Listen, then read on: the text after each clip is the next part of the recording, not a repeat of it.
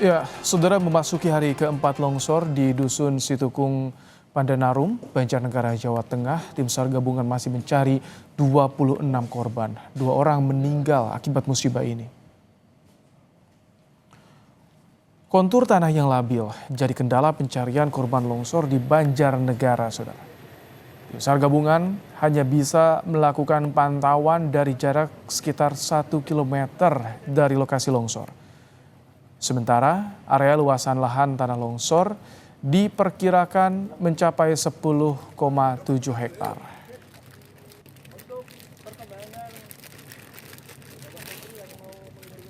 Geologi menyampaikan bahwa masih adanya pergerakan tanah dan masih ada kemungkinan longsoran susulan, sehingga kondisi tanah masih rentan dan masih belum stabil, masih membahayakan tim SAR yang akan melaksanakan pencarian, sehingga kami batasi personil yang akan melakukan evakuasi ataupun penyisiran di area lokasi longsor tersebut. Korban ataupun warga yang masih belum ditemukan masih ada 26 orang. Untuk mengetahui perkembangan pencarian korban dan juga bagaimana peta mitigasi bencana alam di wilayah Jawa bagian selatan terutama yang baru kemarin longsor Cilacap dan Banjarnegara. Kami sudah bersama dengan Kapuspen BNPB Abdul Muhari. Selamat malam Pak Muhari. Selamat malam Mas Baim. Pak Muhari, kami ingin tahu jadi bagaimana saat ini perkembangan untuk mencari 26 korban di Banjarnegara, Pak Muhari. Ya, untuk hari ini meskipun dari 4 hari yang lalu kita sudah melakukan operasi modifikasi cuaca khusus untuk mengurangi intensitas hujan di Cilacap dan Banjarnegara. eh, untuk hari ini laporan dari tim BNPB yang ada di lapangan yang dipimpin oleh Kepala BNPB sendiri, itu memang ada sedikit kendala dalam melanjutkan upaya pencarian karena kondisi tanah yang masih bergerak.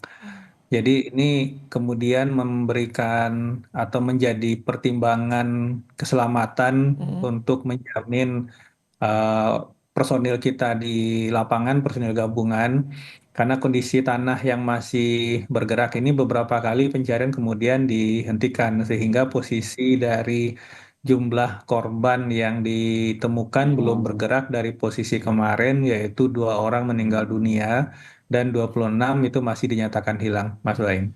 Tanah labil, sementara cuaca di bagian selatan Jawa juga masih terus turun hujan. Nah, bicara soal cuaca, saat ini kami sudah bersama dengan Pak Iqbal Fatoni, Prakirawan Senior BMKG. Selamat malam Pak Iqbal. Ya, selamat malam. Pak Iqbal, ada juga Pak Muhari dari BNPB. Kami ingin tahu dari BMKG, untuk wilayah Jawa di bagian selatan terutama saat ini, cuaca dalam beberapa hari ke depan seperti apa dan separah apa nantinya di sana? Ya, untuk wilayah di Jawa bagian selatan, ya, terutama di wilayah Jawa Tengah sendiri, memang masih ada potensi hujan ringan hingga sedang atau bahkan lebat ya untuk wilayahnya. Namun kalau dibilang cukup merata, tidak begitu merata ya, walaupun beberapa wilayah memang, terutama untuk wilayah Jawa Tengah sendiri masih ada beberapa wilayah yang masih ada potensi hingga hujan sedang hingga lebat dalam sepekan ke depan ini begitu. Lebat dalam sehingga sepekan ke depan ini tentu juga menjadi tantangan bagi tim SAR yang tengah berjuang mencari korban di Cilacap dan juga di Banjarnegara, Pak Muhari. Ya, kalau untuk di Cilacap, kondisi cuaca sebenarnya kondisi cuaca hari ini cukup mendukung, Mas Baim. Tetapi memang perbedaannya kondisi eh, bekas material longsoran di Cilacap ini sudah mulai agak kering, sehingga eh, pergerakan tanah dari material longsoran di Cilacap yang terjadi hari Kamis lalu itu sudah tidak terjadi, sehingga tim di lapangan itu bisa optimal menggunakan lebih kurang 25 alat berat. Dan hasilnya pada hari ini kalau untuk Cilacap itu tim berhasil menemukan 2 jasad sehingga total korban yang ditemukan dalam kondisi meninggal dunia itu 18 orang dan sisa pencarian itu 5 orang. Dan Oke. tim di lapangan cukup optimis bahwa yang 5 orang ini bisa segera kita temukan mudah-mudahan. Nah, bedanya dengan Banjarnegara, kondisi Banjarnegara ini material longsoran itu masih basah, Hmm. sehingga di beberapa tempat itu masih bergerak meskipun dengan tidak dalam dalam kecepatan yang bisa menimbulkan fatalitas, tetapi kemudian tentu saja hal ini masih menjadi pertimbangan yang sangat penting untuk menjamin keselamatan personil di lapangan. Baik. Jadi ini yang membedakan kemudian ada beberapa kali penghentian di Hmm. Banjarnegara. Sedangkan untuk Cilacap ini bisa kondisi cuaca yang agak kering meskipun ada turun hujan gerimis beberapa kali itu bisa Hmm. dikebut, bisa dikejar, bisa dioptimalkan upaya pencarian di titik-titik yang sudah ditentukan, Mas Oke. Waim.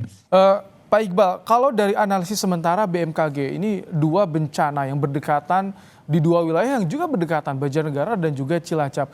Apakah sudah ada kesimpulan sementara atau analisis sementara penyebab dua bencana ini terjadi? Ya, untuk cuaca terkait tanah longsor ya di wilayah tersebut memang dari tanggal 10 hingga 11 November terjadi hujan dengan intensitas yang bisa dibilang kategori lebat di atas 50, yaitu dengan nilai 98,4 maupun di 68 milimeter per hari pada saat itu tanggal 10 tanggal 11. Di lain pihak tanggal 13 dan tanggal 14 juga terjadi hujan walaupun intensitasnya tidak setinggi di tanggal 10 dan 11, dikarenakan sudah beberapa hari juga terjadi hujan di wilayah tersebut, maka memicu terjadinya longsor di wilayah tersebut walaupun hujannya intensitasnya tidak begitu tinggi begitu. Dan kalau dilihat dari dinamika atmosfernya sendiri pada saat itu, aktivitas NGO maupun di aktivitas gelombang Kelvin yang cukup aktif disertai adanya sirkulasi di sekitar wilayah Samudra Hindia Selatannya, wilayah di Pulau Jawa, Artinya perkiraan ini sudah mendukung potensi tersampaikan pertumbuhan awan sebetulnya ya, hujan di kita. Pak Iqbal. Perkiraan-perkiraan cuaca dengan hujan intensitas tinggi di wilayah tadi itu sudah tersampaikan sebetulnya kepada Forkopimda ataupun juga termasuk pada BNPB. Ya, untuk informasi tersebut sebenarnya terus kita update dan sudah kita informasikan bahkan dari beberapa hari sebelumnya juga, uh, apabila di tanggal-tanggal tersebut memang ada potensi hujan intensitas tinggi, terutama untuk wilayah di Pulau Jawa, terutama di tanggal-tanggal tersebut begitu. Oke, baik. Sudah disampaikan, sudah diperbarui informasi seperti ini. Namun mengapa Pak Muhari dengan berkaca pada bencana yang terjadi di Cilacap dan juga Banjarnegara, banyak korban yang masih dicari, banyak yang tertimbun. Apakah ini early warning system yang belum berjalan optimal atau seperti apa? Ya, jadi begini, yang kita ketahui saat ini baru informasi hujannya ya, baru informasi cuacanya. Nah, ini sebenarnya untuk eh, mendorong aksi dini atau operasi kedaruratan di level masyarakat itu belum cukup sebenarnya. Kenapa? Karena kita tidak tahu nanti hujan yang lebat ini atau hujan sedang hingga lebat ini nantinya akan menjadi banjir kah? Akan menjadi longsor kah? Akan menjadi banjir bandang kah? Kapan, di mana, dan seberapa besar? Jadi kalau misalkan kita informasikan ke BPBD bahwa misalkan di Kabupaten Banjarnegara akan terjadi hujan nanti malam pukul 18 sampai 21 demikian. Nah, buat BPBD itu belum operasional karena kita tidak tahu nanti hujan deras ini itu akan berpotensi banjir mungkin, tetapi di mana atau longsorkah di mana dan kapan gitu. Tapi ada Ini peta yang risiko tidak Pak Muhari sebetulnya untuk wilayah-wilayah tadi Cilacap dan juga Banjarnegara ini masuk kategori yang rentan, merah yang perlu diwaspadai, perlu penanganan khusus ketika ada cuaca buruk terjadi? Kalau peta risiko itu ada, Mas, tapi yang perlu kita ingat adalah wilayah Indonesia itu 1,9 juta kilometer persegi. Dan setiap hari yang hujan deras itu lebih dari setengah dari kawasan itu. Apakah kita akan mengungsikan masyarakat semuanya? Kan tidak. Jadi sebenarnya untuk bisa lebih teknis atau bisa lebih turun lebih ke operasional, kita memerlukan lebih dari sekedar informasi hujannya. Yang kita butuhkan itu sebenarnya informasi peringatan dini banjirnya atau peringatan dini longsornya. Nah, ini yang secara nasional, saya beberapa kali menyampaikan kita belum punya sistem ini. Dan BNPB memang BNPB, BMKG, Kementerian PU dan BRIN saat ini 4 tahun ke depan itu sedang membangun sistem itu sehingga nanti ke masyarakat yang akan kita sampaikan tidak hanya sebatas cuacanya, tetapi ada heads up-nya bahwa di titik A, di titik B, di sungai A, sungai B, di posisi A, posisi B itu mungkin dalam 2-3 jam ke depan akan terjadi banjir, akan terjadi longsor dan seterusnya. Artinya kita Oke, benar-benar bisa memberikan informasi yang lebih teknis yang kemudian masyarakat di bawah itu bisa paham lebih dari sekedar informasi bahwa nanti malam misalkan akan ada hujan baik. intensitas lebat gitu. Saya ingin tanya Kira-kira ke begitu. BMKG kalau misalkan tadi informasi teknis seperti itu ketika ada potensi bencana banjir, longsor, BMKG apakah ada instrumen atau tools yang bisa menyampaikan hal-hal ini kepada tadi stakeholder yang berkaitan untuk menangani ini? Baik, Ya, Bang. sebenarnya dari BMKG, sebenarnya dari BMKG sendiri kita sempat membuat ya waktu itu namanya perakiraan cuaca berbasis dampak dari tahun 2019 ya. Namun sempat kita